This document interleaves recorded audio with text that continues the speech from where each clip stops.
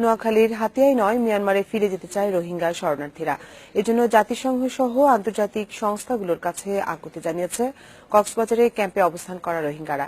তবে কূটনৈতিক বিশেষজ্ঞরা বলছেন, শরণার্থীদের হাতিয়ার ঠেঙ্গাচরে সরানো হলে মিয়ানমারের উপর চাপ কমবে।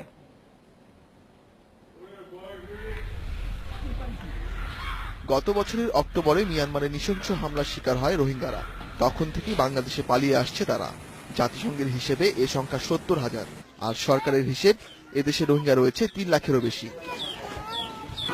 এই রোহিঙ্গা শরণার্থীদের কক্সবাজার থেকে নোয়াখালী সরানোর সিদ্ধান্ত নিয়েছে সরকার।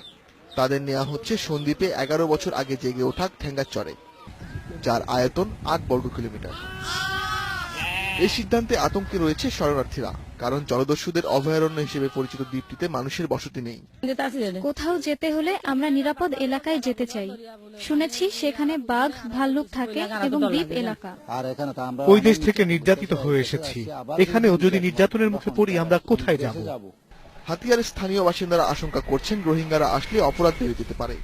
আশঙ্কা থেকে যাবে তারা যে সমস্ত আন্ডারওয়ার্ল্ড যে অ্যাক্টিভিটি গুলো চালু হয়েছে কক্সবাজার চট্টগ্রামে, সেটা থেকে যাতে আমরা বিরত করতে পারি।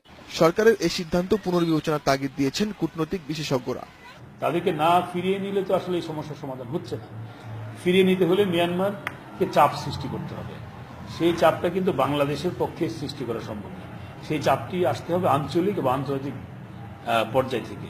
ঠিক যেই সময়টাতে বাংলাদেশ মিয়ানমারের উপরে আন্তর্জাতিক চাপ প্রয়োগ করার ক্ষেত্রে কিছুটা সফলতা অর্জন করেছে, সেই সময়টাতে হাতিয়াতে রোহিঙ্গাদেরকে পাঠানোর পরিকল্পনাটা একটু অসঙ্গতিপূর্ণ মনে হয়েছে। তখন কারণ আমরা তাহলে মিয়ানমারকে কি মেসেজ দিচ্ছি? অনেকদিন ধরেই রোহিঙ্গা ইস্যু নিয়ে মিয়ানমারের সাথে আলোচনা চালিয়ে যাচ্ছে সরকার। দফায় দফায় বৈঠক করেও সমঝোতা হয়নি, তাই আন্তর্জাতিক সংস্থার সাহায্য চেয়েছে বাংলাদেশ।